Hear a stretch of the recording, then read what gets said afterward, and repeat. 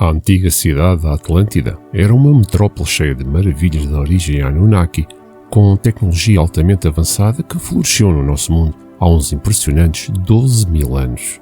Eles tinham eletricidade, capacidade para voar, sabres de luz como armas e câmaras de rejuvenescimento quântico que podem revitalizar as células do corpo, fazendo com que fosse possível viver por milhares de anos, ao mesmo tempo que transferiam a consciência para o outro corpo, o avatar, enquanto o seu corpo original rejuvenescia.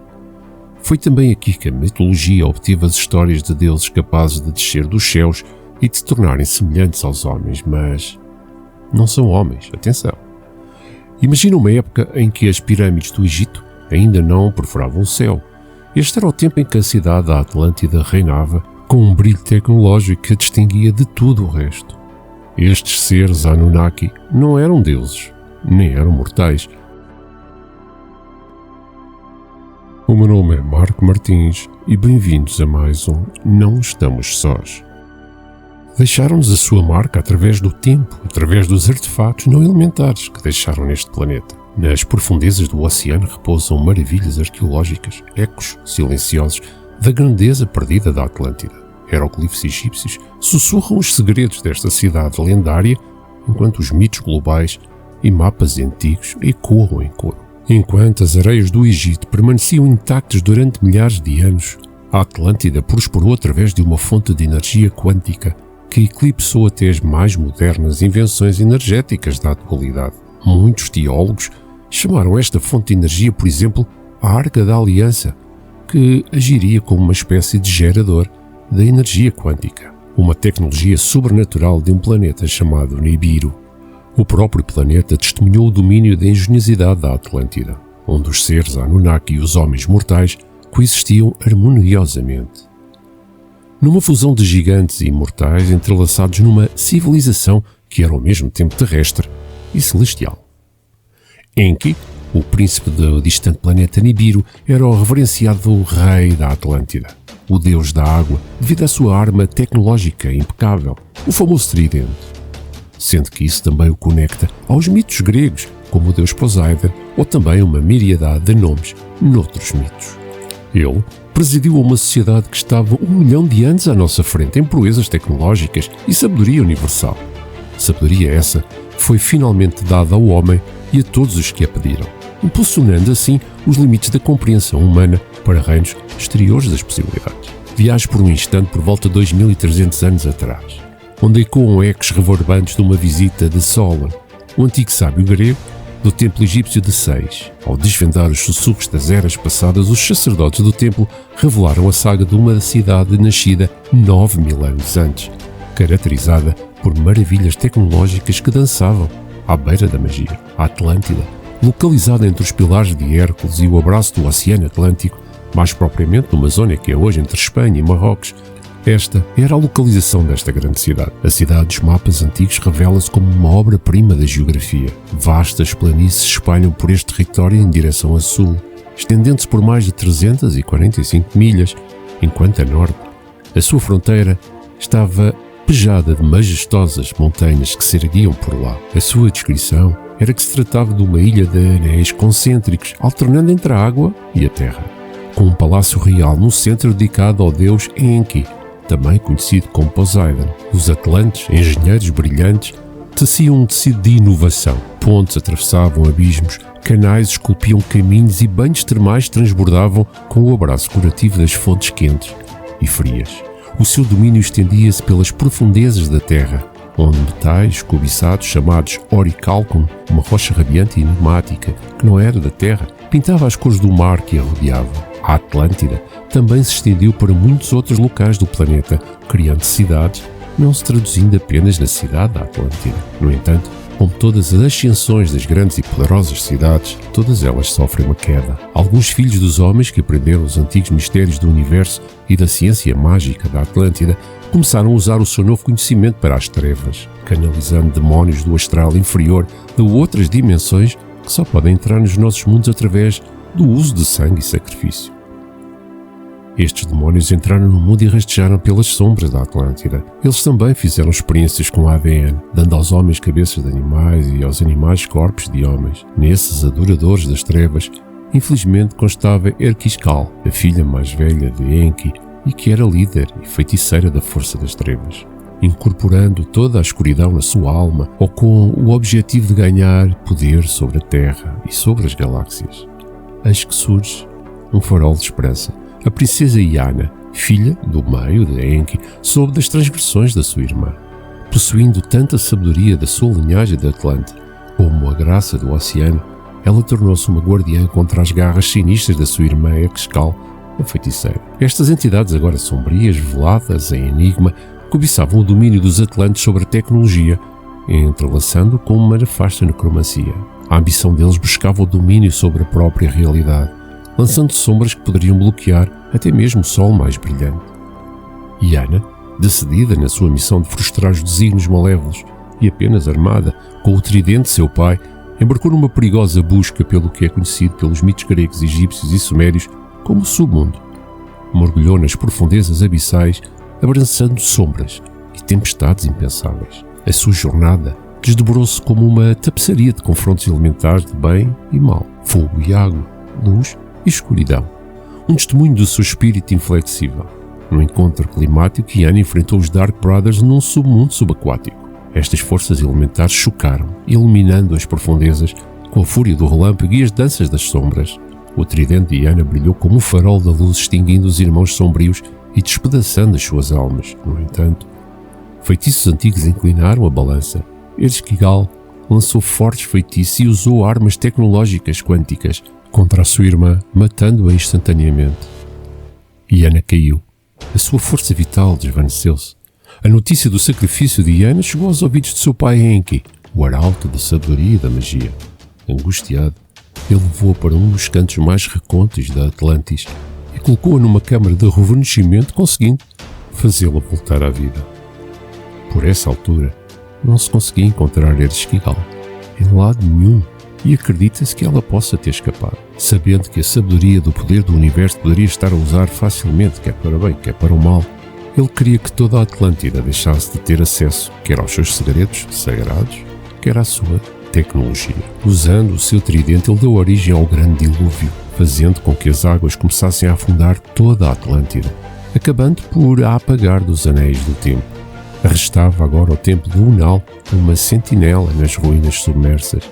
Atlântida, com o seu enigma e brilho, caiu nas brumas da história, juntamente com os nefastos irmãos sombrios e a irmã Erquiscal. Entre os restos, Enki acenou para o seu amado filho Ninjitsida, também conhecido como Thoth na mitologia egípcia, como o deus da sabedoria e da escrita. A escuridão que a sua meia-irmã trouxe nunca mais poderá acontecer. Os segredos e ensinamentos da Atlântida devem tornar-se sagrados e ensinados apenas aos homens de luz que fossem os escolhidos. Esta era a tarefa e missão de Thoth, manter em segurança os registros da Atlântida, do conhecimento e da sabedoria do universo e iniciar uma nova civilização na Terra. Com a sua tripulação, composta por Atlantes, ele iniciou a sua descida atravessando a atmosfera terrestre e aterrando numa antiga zona desértica chamada de Kem, que é hoje conhecida como o Egito. Foi lá que ele e a sua tripulação Atlante, múltiplas raças e planetas diferentes, ensinaram o homem a criar uma civilização elevada em todo o mundo. Foi na terra de Ken que Thoth usou a tecnologia altamente avançada que trouxera de Nibiru e o conhecimento das estrelas para criar e construir a grande pirâmide de Gizé. Usando-a como uma fonte de energia e gerador para o antigo Kern, este era o plano que o seu pai, o mestre da sabedoria, lhe tinha confiado. Os filhos dos homens do Egito herdarão esta terra que eles criaram. Nesta passagem e capítulo das tábuas de esmeralda escritas pelo próprio Thoth relata um evento descritivo da chegada da sua nave espacial à antiga terra de Ken. É possível ler na página 17 o seguinte: fugimos rapidamente em direção ao sol da manhã, até que abaixo de nós estava a terra dos filhos de Ken. Enfurecidos, eles vieram com porretes e lanças levantadas em raiva, tentando matar e destruir completamente os filhos da Atlântida. Então, levantei o meu cajado e direcionei um raio de vibração, atingindo-os e tornando-os em fragmentos de pedra da montanha. Então falei com eles, e com as palavras calmas e pacíficas, contei-lhes sobre o poder da Atlântida, dizendo-lhes que éramos os filhos do Sol e os seus mensageiros. Intimidei-os com a minha demonstração de ciência até que rastejaram aos meus pés. Soltei-os de seguida. Nesta passagem, Todd encontra os bárbaros furiosos e detém-nos com a sua tecnologia, congelando-os, tal como seu pai Enki. Ele não era um assassino, nem fingia ser Deus, apenas lhes contou a verdade sobre como ele e a sua tripulação eram os mensageiros da luz. Todd tornou-se então governante e rei de Ken, tendo reinado por 16 mil anos de acordo com as tábuas de Esmeralda. Todd também afirmou ter transferido a sua consciência para avatares nos corredores da Amenti, que são as câmaras do rejuvenescimento que foram encontradas nas profundezas da Grande Pirâmide de Gizé. Enquanto o seu corpo original estava rejuvenescido por 100 anos, ele andava por aí como um homem, mas um bocadinho diferente dos homens, encarnando em diferentes avatares, influenciando os homens e ensinando-lhes a luz que existia dentro deles. Todd teve muitas encarnações e uma delas é conhecida como Hermes, o professor dos princípios herméticos. Na página 18 das Tábuas de Esmeralda diz: vivemos muito tempo na terra de Ken, muito e ainda muito tempo novamente, até obedecer aos comandos do mestre que, enquanto dorme, ainda vive eternamente. E eu enviei os filhos da Atlântida, enviei-os em muitas direções, para que desde o ventre do tempo a sua sabedoria pudesse surgir novamente entre os seus filhos. Por muito tempo morei na terra de Kern, realizando grandes obras com a minha sabedoria. Com a luz do conhecimento, os filhos de Kem foram rasgados pelas chuvas da minha sabedoria. Abri então um caminho para a mente, para que se pudesse reter os meus poderes, vivendo de era em era, como o sol da Atlântida, mantendo a sabedoria preservada dos registros. Grandes cresceram os filhos de Ken, conquistando o povo ao redor deles, crescendo lentamente em força e em alma. Através destas descrições escritas e atribuídas ao próprio Todd, ele concretiza os seus planos traçados pelo seu pai, trazendo assim o conhecimento sagrado da Atlântida aos homens de Ken, naquele que é conhecido hoje como o Antigo Egito. Ao construir as pirâmides, ele nomeou os seus sacerdotes de maior confiança para proteger os seus registros e escritos para o futuro, e assim serem ensinados naquilo que ficaria conhecido como as escolas de mistério do Antigo Egito. Nessas escolas, para se entrar, tinha que ser escolhido e iniciado pelos próprios sumos sacerdotes de Todd, ao longo de gerações. Somente aqueles seres de luz e altas vibrações poderiam tornar-se num iniciado nesta escola. A escola de mistérios egípcios ensinava todo o conhecimento esotérico da espiritualidade sagrada, da sabedoria do universo e da ciência mágica que foi ensinada aos sacerdotes pelo próprio Todd. Curiosamente, foram essas mesmas escolas de mistério egípcias que iniciaram quer o rei Salomão, quer Jesus Cristo de Nazaré, também conhecido como Yeshua. Outra passagem das Tábuas da Esmeralda de Todd, que inegavelmente prova que a Atlântida foi uma cidade que já existiu, é aquela que diz: escolhido fui eu de entre os filhos dos homens, ensinado pelo morador para que os seus propósitos pudessem ser cumpridos, propósitos ainda não nascidos no ventre do tempo. Por longos anos morei do templo, aprendendo cada vez mais sabedoria, até que eu me aproximei da luz emitida pelo grande fogo. Ele ensinou-me o caminho para a mente, o submundo onde o grande rei está sentado no seu trono de poder. Profundamente me curvei em sua homenagem diante dos senhores da vida e dos senhores da morte, recebendo como o meu presente a chave da vida. Livre estava eu dos salões de Amante e não preso pela morte no círculo da vida. Longe das estrelas eu viajei até que o espaço e o tempo se tornassem nada. Então, tendo bebido profundamente o cálice da sabedoria, olhei dentro dos corações dos homens e lá encontrei mistérios maiores, ficando feliz, pois somente na busca pela verdade poderia a minha alma acalmar-se e a chama interior ser apagada.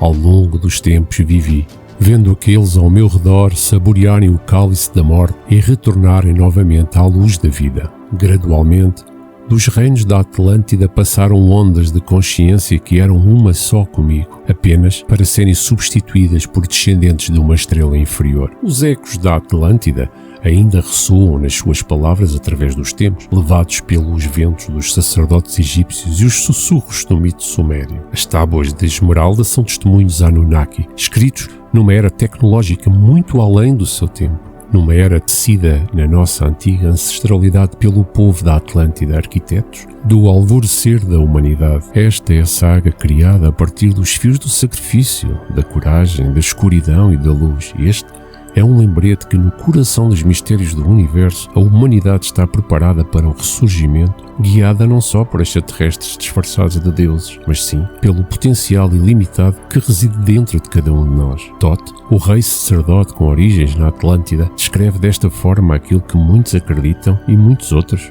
tentam desacreditar. A Atlântida é e foi uma realidade. Por muito que exista quem tente ocultar e desacreditar, a Atlântida, os Anunnaki e nós estaremos sempre interligados.